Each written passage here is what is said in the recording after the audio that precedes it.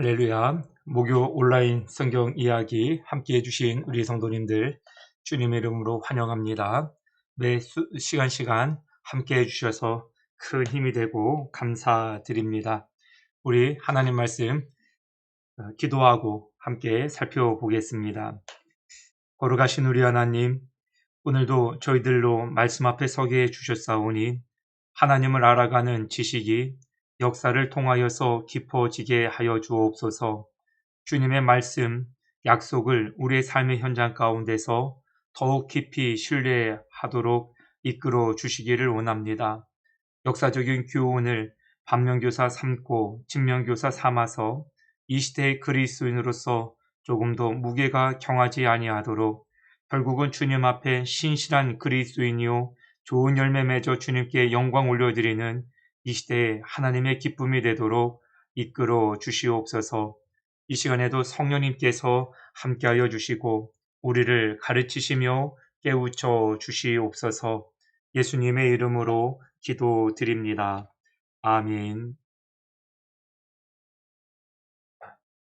오늘 저희들 지난 시간에 이어서 에스겔 함께 살펴보겠습니다. 4차 외세 침입이 되어집니다. 저희들이 잔존유다 시대 왕국을 지금 이어서 보고 있어요. 잔존유다라고 하는 것은 지금 북이스라엘이 멸망당한 상태입니다. 아수르에 의해서 722년에 멸망당했지요. 이제 그리고 남유다만 남아서 이제 하나님께서 다윗에게 약속하신 하나님의 신앙의 계보를 구속사적인 관점에서 이어나가고 계시는 상황인데 북이스라엘의 멸망을 바라보면서도 남유다가 사실 말씀으로 돌이키고자 회개나 회복에 그렇게 갈망이 없어요. 왜냐하면 보여지는 강국들에 의해서 하나님과 하나님의 말씀이 별랑 가치 있게 보여지지 않는 것이 문제입니다. 예언자들을 통해서 하나님께서는 계속 말씀을 해 주시는 것이죠. 너희들이 애굽이든지 바벨론이든지 보이는 왕국을 의지하지 말고 보이지는 않지만 너희들의 진정한 왕인 나를 주목하고 내 이야기에 귀를 기울이고 순종하여 살 길을 찾으라는 것입니다. 그렇지만 쉽지 않습니다. 돌이키지 않습니다.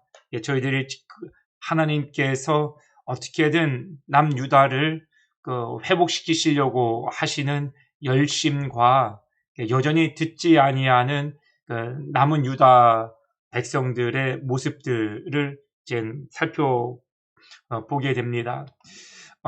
히스기야 왕 외세의 진입, 사실 히스기야 왕이 하나님 말씀대로 살고자 힘썼었지요. 종교개혁도 나름대로 단행을 하고 말씀대로 살아가려고 전심과 진심, 그러니까 하나님 말씀에 그와 같은 자세로 살아갔습니다. 병을 앓고 고침받고 난 이후에 핑계 삼아서 바벨론 왕의 사신들이 병문안차 온 것처럼 보여지지만 사실상 정탐이었죠. 그거를 몰랐던 히스기야가 모든 곡간을 다 열어서 보여줍니다. 근데 이사야 선지자를 통하여서 내가 보여준 것을 결국 바벨론에 다 빼앗기게 될 것이다. 이때부터 이사야의 바벨론 침공에 대한 말씀이 이미 선포되어져 상태입니다. 그러면 이 말씀을 깨닫고 그 이후에 왕권에 이른 자들이 좀 경각심을 가지고 하나님 말씀대로 살고자 노력을 하고 애써야 되는데 그 아들 므낫세 그리고 또 히스기야의 손자 아몬 하나님 말씀대로 살지 않습니다. 므낫세가 55년 동안에 북이스라엘 남유다 통틀어서 최장기간 통치한 왕으로 기록되어지는데요. 그 오랜 기간 동안에 남유다 왕이면서도 북이스라엘의 가장 악한 왕이 아합이었어요.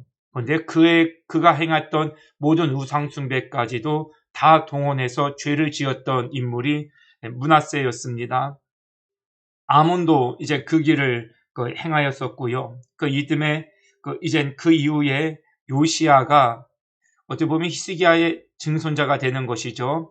요시야가 종교개혁을 단행하고 하나님 성전을 보수하고 유월절을 회복하면서 나름 하나님께로 돌이키고자 애썼습니다만 그 전쟁에 관여하는 바람에 사실 죽음을 일찍 당하게 되어집니다. 참 안타까운 모습입니다. 그 이후에 이제 바벨론의 침공이 시작되어지죠. 1차, 2차, 3차, 4차, 5차까지 왕하 22장에서 25장까지의 말씀이고요. 히스기야 때부터 이사야, 미가, 나움 계속해서 하나님의 예언자들을 통하여서 예언 활동을 통해서 듣게 하지요. 그런데 문제는 안 들었습니다. 결국은 외세의 침입이 반복하여 하나님의 심판으로 또한 징계로 임하게 되어집니다. 그런데 하나님의 징계 차원은 하나님의 사랑에 근거하고 있다는 것을 아셔야 됩니다. 미워서가 아닙니다. 어떻게든 깨우치도록 하기 위해서 하나님께서 채찍을 드셨다 보시면 됩니다. 그렇게 이제 외세의 침입이 시작되어집니다. 우리 오늘 이제 4차 바벨론 느부갓네살의 침공을 좀 살펴보겠습니다. 요시야 왕이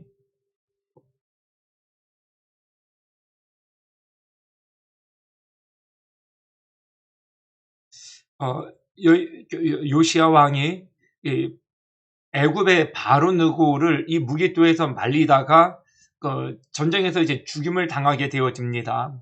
이제 갑자기 본국에서는 요시야가 무기토에서 죽었다는 소식을 듣고 요아하스를 왕으로 세웁니다. 바로 느고가 이곳에서 바벨론의 나부폴리살과 한 3개월 정도 전쟁을 치르고 돌아오는 길에 요시야는 올라갈 때 이제 죽었었고요. 내려올 때 보니까 요아하스가 왕으로 되어 있는 것이죠. 그래서 바로 느고가 요아하스를 데리고 애굽으로 데리고 가면서 여호야김을 왕으로 세웠어요. 그러고 나서 너희들 이제 우리 애굽에게 조공을 바치라는 것이죠. 그래서 여호야김이 조공을 바쳤습니다. 이제 그렇게 여러 해가 지나는 중에 다시금 이 바벨론과 애굽의 2차 전쟁이 시작되어지게 됩니다. 이때 전쟁에서 바벨론이 이기게 되어집니다. 바벨론이 애굽을 밀고 내려오는 것이죠. 그래서 애굽은 퇴각하고 여기까지 이르는 바벨론이 여호야김이 지금 애굽에서 즉위되어지고 애굽의 종을 바치고 있으니까 애굽이 졌잖아요. 그러니까 바벨론 왕이 여호야김에게 이제는 우리 바벨론에 조공을 바치라고 명령을 하고 가지요. 이 여호야김 이 임금이죠. 그렇게 명령을 하고 가면서 다니엘과 세 친구를 데리고 갑니다. 포로로 잡아가는 것이죠. 그래서 다니엘이 일찍이 바벨론 포로 생활을 시작을 합니다. 근데 나중에 여호야김이 또 이 바벨론을 배신을 해요. 왜 그러냐면 사실 이스라엘 입장에서는 애굽도 싫어요. 또 자기 조상들을 400년 넘게 종살이를 부리고 그 이후에도 사실상 좋은 관계를 맺을 기회는 없었거든요. 근데 애굽도 싫은데 바벨론은 더 싫어하는 거예요. 이게 성향적으로 그래요. 그러니까 이스라엘 백성들이 이게 그냥 감정, 기분상, 어떤 분위기 이런 것들이 의해서 하나님의 말씀을 자꾸 거역을 하게 되어지는 것이죠. 그러니까 바벨론이 또 여호야김을 가만둘 수 없는 것이죠. 그래서 주변 국가들을 암살자들을 보내서 여호야김을 암살해 버립니다. 그러고 추스리고 있을 때에 이젠 여호야김이 없으니까 또 애굽에서는 유다에서는 여호야긴을 왕으로 옹립하고 이제 직접 바벨론이 쳐들어온 거예요. 그래서 여호야긴을 그냥 또 데리고 가버려요. 그리고 시드기야 왕을 세웁니다. 이젠 겁박할 대로 겁박도 하고 했으니 시드기야 너는 내 말 잘 들어 하고 엄히 이젠 이야기를 내리게 되어지죠. 이때 여호야긴을 시드기야를 세워놓고 포로로 잡아가면서 에스겔을 잡아갑니다. 여호야긴을 때는 다니엘을 데리고 가고요. 여호야긴 때는 에스겔을 데리고 갑니다. 그러니까 다니엘과 에스겔 모두 바벨론의 포로로 잡혀가는 상황이 되어지는 것이죠. 이때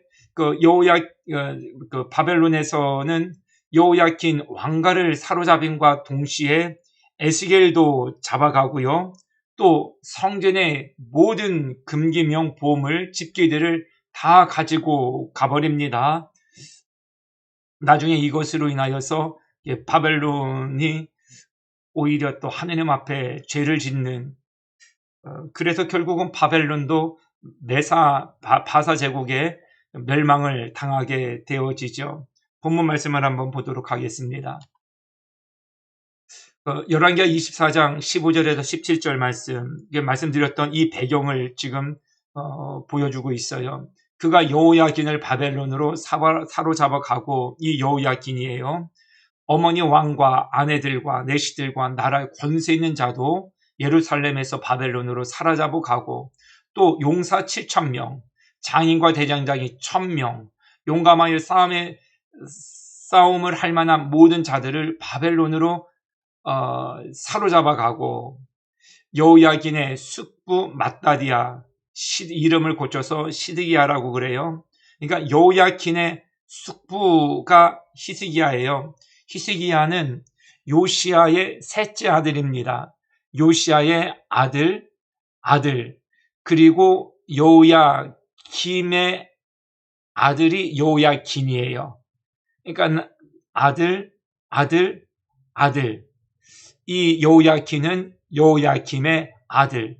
그러니까 여호야긴 왕 입장에서는 시드기야가 숙부 삼촌이 되어지는 것이죠. 이제 그렇게 관계가 되어집니다. 이렇게 조치를 취하고 거의 10,000명에 가까운 사람들을, 지혜로운 자들과 용감한 사람들을 바벨론이 포로로 잡아갔다. 자, 이제 다니엘도 그리고 에스겔도 바벨론의 포로가 되어진 상황입니다. 중요한 것은 다니엘이 먼저 포로로 잡혀갔지 않습니까? 그때 다니엘이 너무 인정을 받아요. 그러니까 너무 국토가 넓으니까 총리를 3명을 두었어요. 바벨론 정부에서. 그 마지막 3번째 총리가 다니엘이 되어집니다.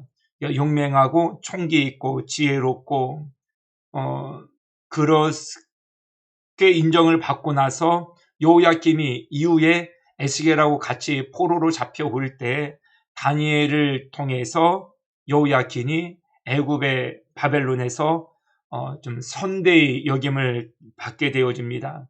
조치를 잘 예우를 취하여서 취하게 되어지는 것을 보게 됩니다. 이제 에스겔을 좀 보도록 하겠습니다. 48장으로 되어 있습니다. 말씀드렸던 것처럼 에스겔, 지금 바벨론으로 포로로 잡혀온 상황이고요. 그발강가에서 사역을 합니다. 연도는 593년부터 571년까지 22년 동안 사역을 합니다. 다니엘은 더 오래, 거의 한 69년, 68년을 사역하는 걸로 횟수 정리가 될 수 있고요. 이사야나 예레미야도 오랜 시간 사역을 하게 됩니다. 예레미야 같은 경우는 사실상 다니엘과 에스겔이 바벨론으로 포로로 끌려가지만 다 끌려가고 난 이후에 예레미야는 애굽으로 포로로, 사실 자의적인 건 아니에요. 타의에 의해서 끌려가게 되어지는데 예레미야도 오랜 시간 예언 활동을, 선지자 활동을 했다라는 것을 알 수 있습니다. 에스겔서는 48장의 내용인데 죄와 심판 그리고 회복에 대해서 말씀해 주고 있습니다. 앞부분은 에스겔의 소명, 이스라엘의 죄와 심판, 열방들의 죄와 심판 이렇게 소개해 주고 있습니다.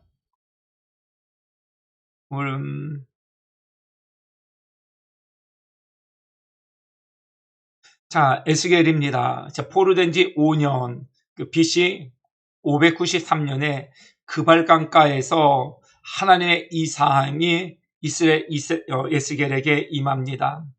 이전에 다니엘은 지금 왕궁에서 선지자 활동을 하고 있는 중이고요. 에스겔은 같은 시대에 같은 지역에 포로로 잡혀갔는데 그발강가, 이 그발강가는 남유다가 포로로 잡혀와서 정착촌으로 주어진 그 지대예요. 그러니까 에스겔은 다니엘과 달리 포로들과 함께 그 정착촌에서 포로 생활을 하면서 하나님의 이상을 보여주시는 대로 예언 활동을 했던 인물이다는 것을 알 수 있습니다. 중요한 것은 이거죠. 에스겔은 정착촌에서 포로 자기 국민들과 함께 예언자 활동을 하고, 다니엘은 왕궁에서 호의호식하면서 겉으로 볼 때는 그렇게 보이죠. 좋은 곳에서 예언 활동을 하는 거예요. 그런데 에스겔이 다니엘을 질투를 하지 않습니다. 또한 다니엘도 에스겔을 업신여기지 않습니다. 하나님께서 우리로 하여금 각자 다른 처소에서 영역에서 예언 활동을 하셨다라고 하는 것을 서로 존중해주는 입장으로 쓰임받고 있다라는 것을 알 수 있는데 굉장히 중요한 자세라 보여집니다. 목회를 이렇게 해보면 경쟁 구도가 있는 경우가 좀 간혹 있어요. 누가 더 인정을 받느냐, 누가 더 귀하게 쓰임을 받느냐, 누가 조금 그럴듯하게 포지션을 맡아서 사역을 하느냐, 이게 뭐 작은 부분이 아닌 경우도 있어요. 때로는 비교가 되어지기도 하고, 비교 때문에 상실감을 느끼기도 하고, 그런데 같이 사역하고 동역을 하면서 나의 그릇이 이렇고 내 위치가 이렇다라는 것이 하나님께서 주어진 것이지 사람에 의해서 좌지우지 되어질 것이 아니다라는 하나님의 섭리 안에서의 내 사역의 위치와 역할을 이해한다면 사실상 서로 시기 질투할 문제는 아니죠. 쉬운 일은 아니에요. 교회 내에서도 같은 교회인데도 뭐 누구는 더 중요한 사역을 한다, 누구는 좀 덜 중요해 보이는 사역을 한다, 이런 말들이 있기 마련인데 하나님의 큰 그림 하에서 우리가 바라보고 이해를 한다면 사실상 유익하지 못한 비교가 되는 것이죠. 에스겔과 다니엘은 서로 다른 위치에 있으면서도 불구하고 서로 존중하며 사역자도로 사역을 잘 감당했다라는 것, 우리도 그런 자세를 배워 나갈 수 있기를 바랍니다. 하나님께서 이상을 보여주셨어요. 그 중요한 것은 이거예요. 여호와께서 이스라엘 백성들이 듣든지 아니 듣든지 여호와의 말씀을 전하라고 하시는 거, 이거 참 쉽지 않습니다. 듣든지 아니 듣든지 여호와의 말씀을 전하라. 잘 들으면 전하는 게 쉬워요. 반응을 보이면 전하기가 쉬워요. 그런데 안 듣는 태도를 취하지 않습니까? 이게 참 힘이 쭉쭉 빠져요. 듣든지 아니 듣든지. 그래서 이것이 가능하려면 하나님의 말씀으로 가슴이 뜨거워져야만 가능하지 않을까. 하나님의 말씀으로 내 마음이 달아오르는 것이죠.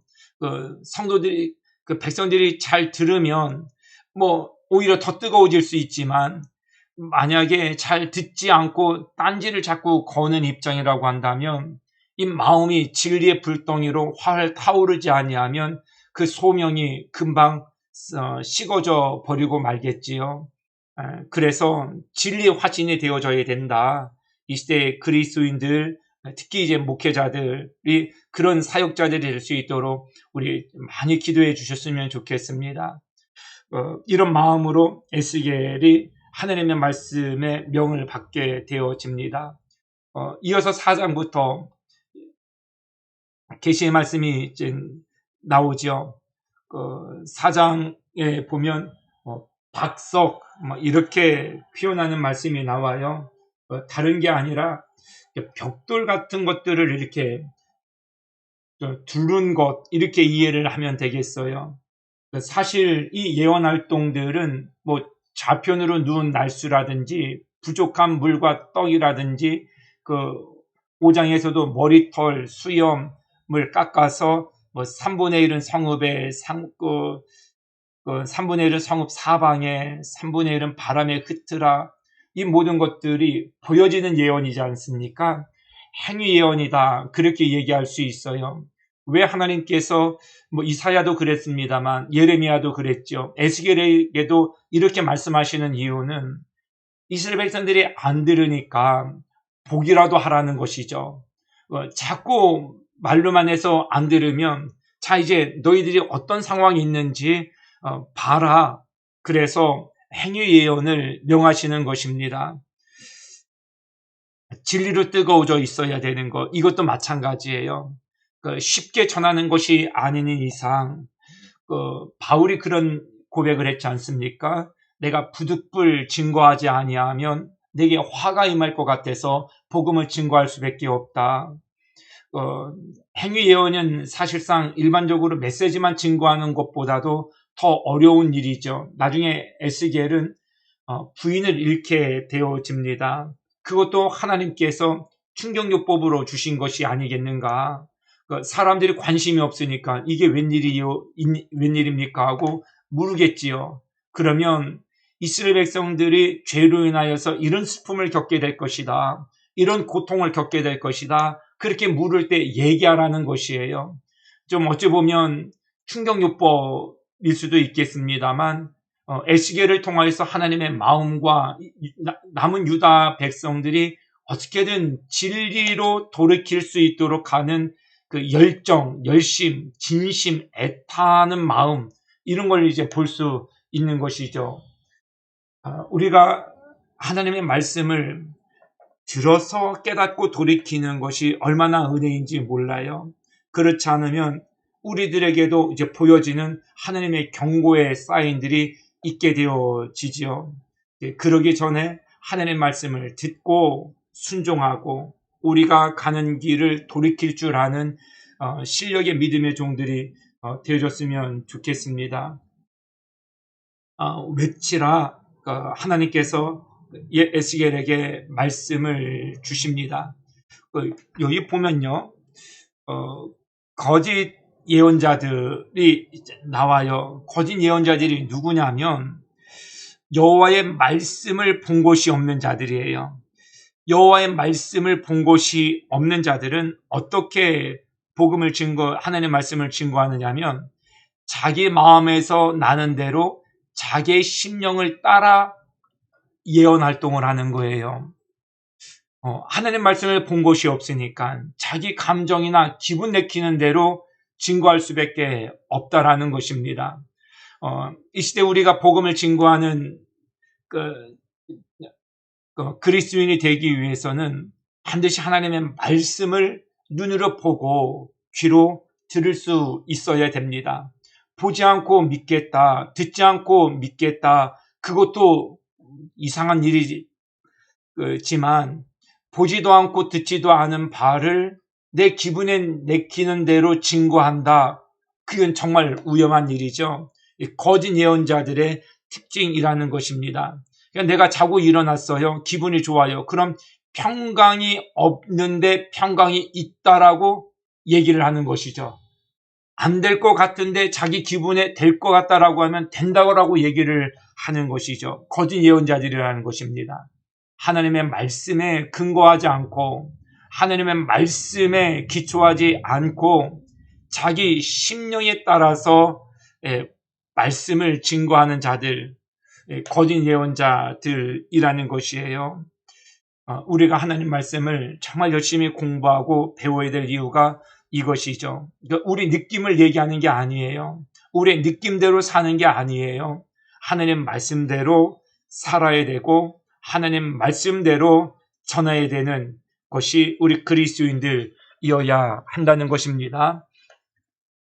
이렇게 나가면서 18장의 말씀에 보면요, 어디까지 이르게 되냐면 백성들이 이제 원망하고 핑계를 대는 것이죠. 우리가 당하는 고통이 조상들 때문이라 이렇게 이제 주장을 하는 거예요. 그런데 하나님은 아비가 신포도를 먹었다고 해서 아들의 이가 싫을 수 없듯이 자기들의 죄로 인하여서 심판을 받는 것이다라고 명확하게 말씀을 해 주십니다. 그러니까 우리가 잘 되면 내 탓, 잘 안 되면 조상 탓한다라는 것이 이때에도 있었다라는 거예요. 그러니까 사람이 죄인인 이상 어쩔 수 없어요.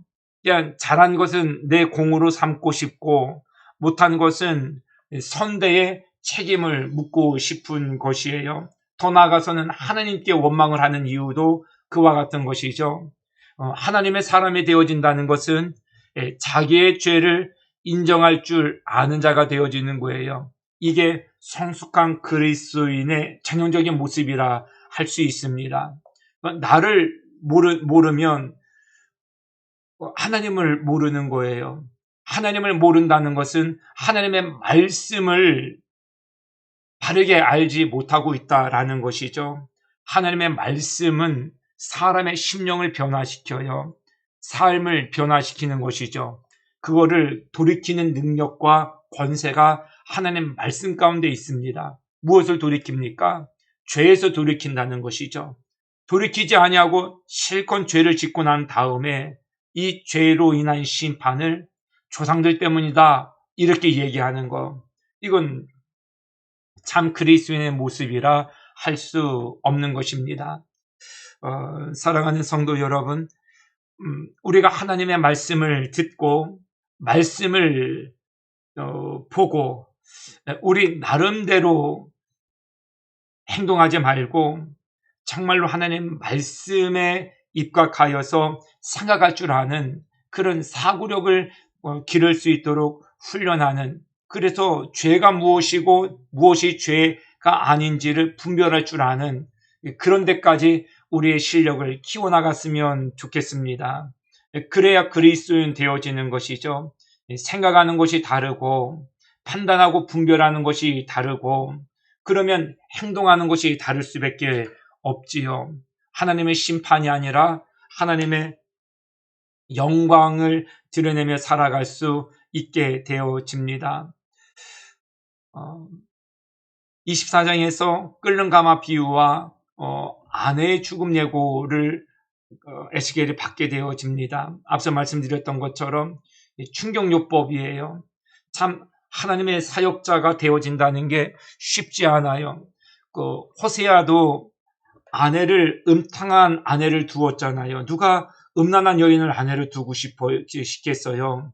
좀 정숙하고 지혜롭고 정말 가정적이고 남편 사랑할 줄 알고 그런 아내로 맡고 싶은 것이죠. 그런데 하나님의 말씀을 전하기 위해서 호세아는 하나님 말씀에 순종하여서 음란한 여인 고멜을 아내로 취하는 고통을 겪게 되어집니다. 에스겔도 그와 같은 맥락에서 아내를 잃게 되어지죠. 하나님의 메시지를 증거하도록 하기 위해서 하나님 이런 괴로운 과정들도 거치게 하시더라. 그러니까 목회자들이 여러 가지 삼중고니, 사중고니, 오중고니 이런 거를 넘어서서 이런 예언 활동을 감수하고라도 하나님 사역자로 살아간다는 것이 사실 쉽진 않지요. 또 이 시대 모든 목회자들, 또 이 시대 많은 그리스도인들이 하나님 이런 각오까지도 감내하고 복음을 복음되게 증거할 수 있도록 하나님 도와주시도록 붙들어 주시도록 우리 기도하고, 우리도 하나님께서 우리를 쓰시겠다 하면 주님 쓰십시오 하고 우리의 모든 것들을 내어드릴 수 있는 그런 참 믿음의 종들이 되어질 수 있기를 바랍니다. 오늘 여기까지 좀 생각해 보고요. 나머지 부분은 다음 주에 살펴보도록 하겠습니다. 에스겔 48장으로 되어 있습니다. 죄와 심판 그리고 회복에 대해서 구분을 짓고 있죠. 이런 구도는 지금 예언서의 모든 구도가 이래요. 이사야도 그렇고 예레미야도 그렇고 죄와 심판 그리고 회복 구도입니다. 죄와 심판은 1장에서 35장, 회복은 36장에서 48장까지 에스겔의 소명, 그리고 이스라엘의 죄와 심판, 열방들의 죄와 심판, 예레미야, 이사야 형태와 유사한 흐름을 보이고 있지요. 이스라엘의 회복은 예언서에서는 구원을 뜻합니다. 새 성전과 그리고 새 이스라엘에 대한 하나님께서 회복해 주실 부분을 말씀해 주십니다. 내가 악인에게 말하기를 너는 꼭 죽으리라 할 때에 내가 전하지 아니하여 그들이 돌이키지 못하면 그 핏값을 내 손에서 찾을 것이요. 에스겔의 예언자의 숙명이죠. 부득불 전하지 않을 수 없어 전할 수밖에 없는, 잘 듣는 이 앞에서뿐만 아니라 듣지 않은 이들 앞에서도 하나님 예언 활동을 해야 할 에스겔의 모습을 보여줍니다.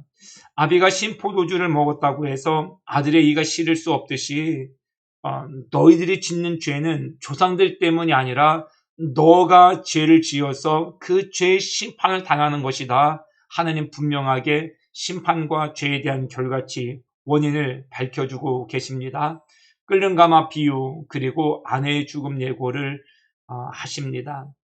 오늘 여기까지 살펴보았습니다. 우리 다음 주에 에스겔서 남은 부분을 또 생각해 보도록 하겠습니다. 오늘도 함께 해주셔서 감사합니다. 추운 날씨가 이제 시작되어졌네요. 감기 조심하시고 우리 건강한 모습으로 다음 주에 뵙겠습니다. 감사합니다.